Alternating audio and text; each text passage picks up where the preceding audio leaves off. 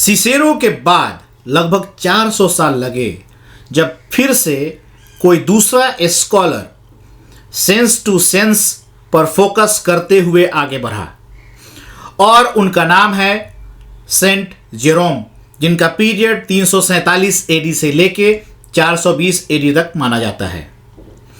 ये ग्रीस के इलाके के थे और इनकी भाषा जो है ग्रीस में जो एक लोकल भाषा उस समय की हुआ करती थी उसी के ये जानकार थे। लेकिन बाद में ये रोम गए और वहाँ पर इन्होंने लैटिन और रोमन भाषा सीखी। उसके बाद जेरूसलम भी गए, वहाँ पे इन्होंने हेब्रू सीखा।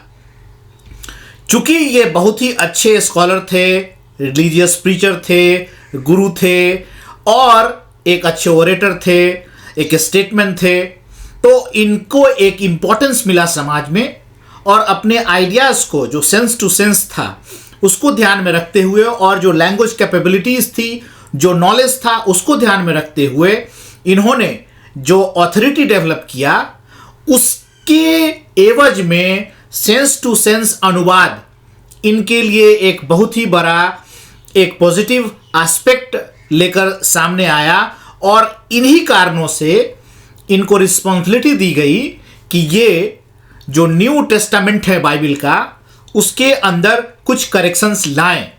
जो कि सेंस टू सेंस से ही लाया जा सकता था। और इसी कारण से इनको एक असाइनमेंट दिया गया जिसके तहत जो न्यू टेस्टामेंट है बाइबल का उसका करेक्शन किया गया और उसमें ये इन्वॉल्व हुए उस प्रोजेक्ट में। और इस प्रोजेक्ट का पीरियड जो है 382 एडी से लेके 390 एडी माना जाता है, जिसमें कि इनको 8 साल लगे। फिर उसके बाद इन्होंने दोबारा से एफर्ट लगाया और जो बाइबल का ओल्ड टेस्टामेंट है उसको लैटिन से नहीं, दूसरे और लैंग्वेज से नहीं, बल्कि डायरेक्ट हिब्रू से उन्होंने ट्रांसलेट किया लैटिन में। और इसी कारण से इनका इम्पोर्टेंस और भी ज़्यादा बढ़ गया और बाद में फिर जो नॉलेज इन्होंने गेन किया उसके बेसिस पर बहुत सारे कमेंट्रीज लिखी और एक रिलीजियस और मोरालिटी पे, रिलीजियस टेक्स्ट पे, जो समाज में जो प्रॉब्लम्स हैं उस पे, इन सब मुद्दों पर वो कमेंट्री देते रहे जो बाद में बहुत ही इम्पोर्टेंस रखता है हिस्टोरिकल एंड रिलीजियस कॉन्टेक्स्ट में। और इसी कारण से सेंट जेरोम जो हैं वो एक सेंट का स्टेटस उन्हें दिया गया बाद में। और इतना ही नहीं, अभी मॉडर्न टाइम्स में भी सेंट जेरोम के नाम से पूरे वर्ल्ड में ट्रांसलेशन अनुवादक डे मनाया जाता है इंटरनेशनल फेडरेशन ऑफ ट्रांसलेटर्स के द्वारा।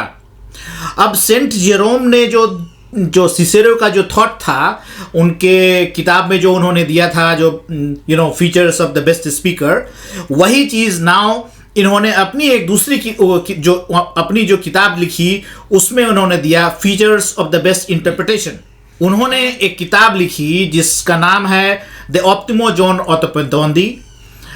मतलब features of the best interpretation. और इसी के अंदर उन्होंने अपने सारे थॉट्स लिखे कि कैसे और क्यों वर्ड टू वर्ड नहीं करके सेंस टू सेंस अनुवाद या दुभाषिया का जो काम है या इंटरप्रिटेशन है वो किया जाता है। तो मित्रों, जो थॉट्स उन्होंने दिए इस किताब को जस्टिफाई करते हुए मैं उसको पढ़ता हूँ अंग्रेजी में, उसके बाद फिर आपको हिंदी में समझाऊंगा तो शायद आपके समझ में और बेटर तरीके से आएगा। उन्होंने लिखा, now I not only admit but freely announce that in translating from Greek,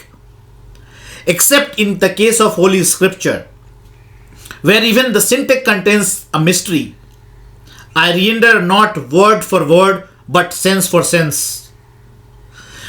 यहां भी आप देखेंगे कि उन्होंने ये कहा है कि जब मैं ट्रांसलेट कर रहा हूं ग्रीक से, लेकिन जो रिलीजियस स्क्रिप्चर्स हैं, जो टेक्स्ट हैं, उसके कॉम्प्लेक्सिटी को ध्यान में रखते हुए मैं उसको जैसा है वैसे ही छोड़ देता हूं उसके सिंटेक्स को, बिकॉज वो बहुत ही कॉम्प्लेक्स है और मिस्टीरियस है, मैं उसका अनुवाद नहीं कर सकता। लेकिन उसके अलावा मैं जो अपने एक्सप्रेशंस दे रहा हूं वो वर्ड टू वर्ड नहीं है, लेकिन वो सेंस टू सेंस हैं। मतलब ये कि आप देख रहे हैं कि इवन 400 साल के बाद जो रिलीजियस टेक्स्ट है उसको टच करने की कोशिश अच्छे से अच्छे स्कॉलर इंक्लूडिंग सेंट जेरोम ने भी नहीं किया, बिकॉज अगर वो करते तो समाज या रिलीजियस जो संस्था थी, जो चर्च था, जो उस समय का ताना बाना था, वो इसको एक्सेप्ट नहीं करता, बिकॉज जो वर्ड्स हैं गॉड के उसको कोई क्वेश्चन नहीं कर सकता। तो मित्रों, आज के लिए इतना ही काफ़ी है। अगर आपको ये वीडियो अच्छा लगा तो प्लीज़ ज़रूर कमेंट करें, शेयर करें और सब्सक्राइब करें हमारे चैनल को, और बेल बटन ज़रूर दबाएं ताकि कोई भी इमीडिएट अपडेट जब हमारे चैनल पे होता है तो आप उसको